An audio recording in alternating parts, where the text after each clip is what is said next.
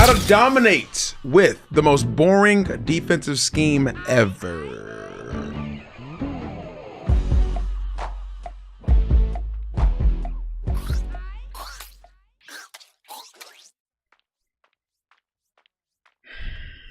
I swear, y'all ain't got no home training.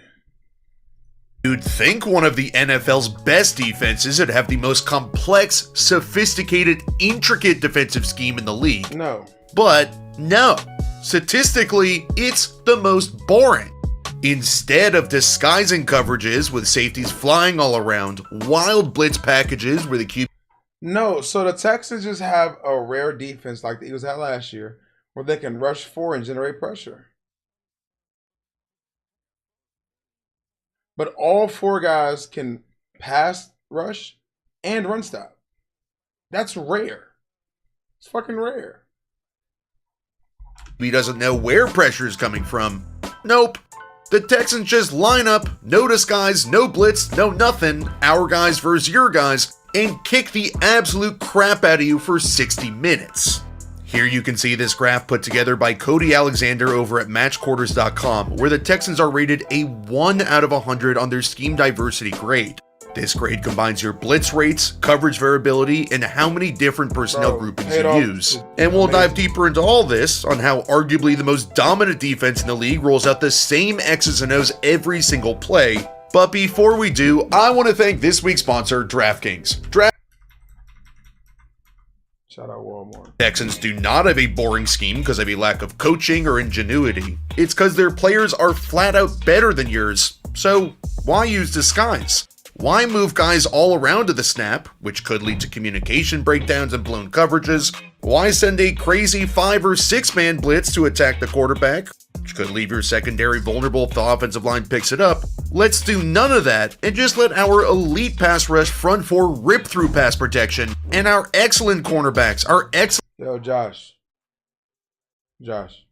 secondary cover your receivers one-on-one. There is no reason to play with our food. We are better than you no matter what. Houston barely needs to blitz, just 18.9% of the time. That's 28th highest. Will Anderson Jr. and Danielle Hunter off the edge have been dynamite all season with 27 combined sacks. Their interior defensive line is fantastic too. And then their coverage selection doesn't vary much either. They use much more cover 1 man coverage and cover 4 zone quarters than the rest of the league. And they don't really major in anything else. I saw them utilize a ton of cover 1 man in the games I charted, the Chiefs, Bills, and Jaguars games. But when perusing the rest of the games I checked out, they lean into cover 4 quarters more, using it even as high as 51% against the Broncos. Cover 1 makes a lot of sense for them because it's a very straightforward coverage. It relies heavily on your players to be better than theirs. We're gonna just rush 4 and have our 4 guys beat your 5 and 6 man protections. So, schematically, at least schematically, we're outmanned there, but we win with talent. And then on the coverage side of cover 1 man, you have just 1 high safety deep, so a little help for the secondary, but mostly it's going to put a ton of pressure on Derek Stingley Jr. and Kamari Lassiter to cover NFL receivers all over the field. One of my favorite examples is how these 2 cornerbacks continuously chase down deep crossing routes. If I'm an offensive coordinator, and I know I'm getting tons of cover 1 man coverage, I'm trying to get my speed guy to run away from your guy. Very, very hard for corners to keep up with a guy just immediately at the snap speed releasing and running away from them, as long as they don't get hands on them and press or something. And so this is a major reason why we don't see defenses spamming cover 1 man. Most of the league doesn't have 1, 2, or 3 corners who can keep up with this. And if a receiver breaks a guy against cover 1 on a crosser, there isn't a ton of help behind him. In terms of personnel, this is where the Texans get the most interesting. They play specifically 4-2-5 nickel on a shocking 73% of their snaps. That's 4 down linemen, 2 linebackers, and 5 defensive backs. It's not just nickel personnel, it's specifically 4-2-5, and here's why. Nickel personnel is any 5 defensive backs, so you could play 3-3-5 with 3 backers instead of 2, you could play 2-4-5 with 2 backers playing ends, but DeMeco Ryans loves his 4-2-5 because he uses his nickel cornerback in a very interesting way. Jalen Petre is listed as a safety on some sites, a nickel on others, and that's because he plays both interchangeably. This goes back to how D'Amico used Jimmy Ward in San Francisco, a nickel or a safety. He loves this because it gives the Texans defensive flexibility where he can move Petre all around like a queen on a chessboard. Then the undersung part of this defense is how dominant the interior of the D-line is against the run, particularly Tommy Togiai and Sheldon Rankins. Togiai is particularly fun to watch, 6'2", 295-pound monster up the middle. He's been released 3 different times, but every snap I watched, offenses cannot block him. No. For example, check out this GY counter concept where the Chiefs have the numbers to block everybody in the picture. What the fuck is Pacheco doing? You know, we had some people in here tell me that Pacheco was a great running back. Check out this GY. What is he doing? What was that move? Jordan never did that move. Counter. Look at this. What is he doing? What is he doing? Extra shit for no reason. In the picture, as long as Henry To'o doesn't fly over to make the play. We have our trapper outside to kick out the end, that's the G for guard. The wide tight end is Kelsey pulling through the hole we're creating to kick out the front side backer, and then the key block, the double team on Togiai, has to be made to establish the hole, then one lineman climbs to the mic. In a 2-for-1, our double teams need to win every single time, but Togiai ruins the play, and the Chiefs have nowhere to run. The run defense is incredible because of the interior of the line, no doubt, but it's how everybody plays as a group in harmony together. Anderson Jr. and Hunter are extremely consistent at setting the edge. Bill Belichick famously said no edge, no defense, where the pair aren't necessarily trying to scream up the field to stop the run. They're holding up the end of the line of scrimmage to force the running back inside to where the big uglies are, so these ends are immediately funneling the run towards where all the heft is. All of this talent, this front 4 pass rush paired with these cornerbacks, while the Texans scheme is boring, their philosophy is aggression. They know the front 4 are getting home quick, so the ball has to come out quick.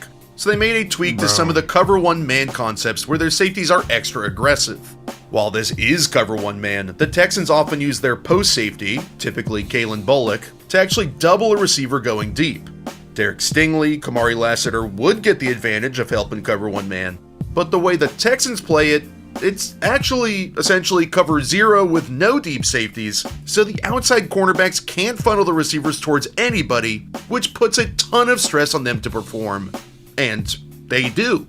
Houston trusts these guys so much that they'll use Stingley in essentially the Darrelle Revis Island role, where they'll say to him, "You have their dude one-on-one, we're giving you 0 help, cancel him out," which allows the Texans to push everyone else over towards the rest of the receivers.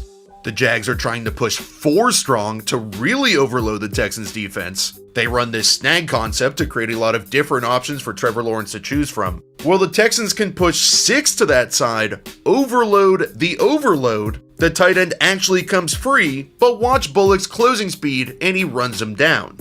This defense will blow coverages, man or zone, so be on the lookout for that in the playoffs. But watch how critical the pass rush and Stingley are in these moments. Trevor sees the safeties and everybody rotating towards the 4 receiver side, that's it. So he starts with his one-on-one, blanketed by Stingley. Then instead of being able to hit the open man, he already has Hunter in his pocket and has to start moving around.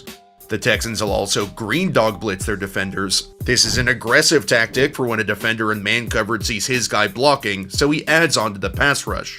This is incredibly dangerous, because if his man peels off after blocking, there is not a soul in sight to defend him. But because of this pass rush and tight man coverage in the secondary, D'Amico trusts his guys to apply pressure when necessary. Offenses know they're gonna be aggressive, but they're still learning the Texans aren't overly aggressive. This was my favorite play I found where the Bills think they've finally got him. Since these cornerbacks are so good at defending our crossers, they're so fast, let's fake the crosser and run back the other way. You can see Josh staring it down the whole time because he thinks they're about to cook, but no, the Texans defense is really just that good. It's actually crazy how good they are. You'd think with this quote-unquote boring scheme, they'd easily go stale, but other than the boring scheme, nothing is boring about this unit. Sure, they don't blitz, they only play a few coverages, and they use the same personnel every time in those same coverages. But at their core, this defense is all about talent and aggression. They are far from a favorite in the playoffs based on, honestly, their offense. But Houston has a lot of things it takes to win in January. An elite defense, and an offense that could potentially get hot. We've been transitioning back to a time where running the ball and defense are really becoming great again. Hey, listen, what I'm going to say is if the Chargers was getting pressure and Will Campbell was looking like shit against us, good luck. And when looking at this playoff picture, there aren't a ton of overly dynamic offenses anyway, and the Texans, maybe the Seahawks, have the best defense in the bunch. If the offense can find anything and play even just average football, the mantra of this Texans team over the next month, defense wins championships.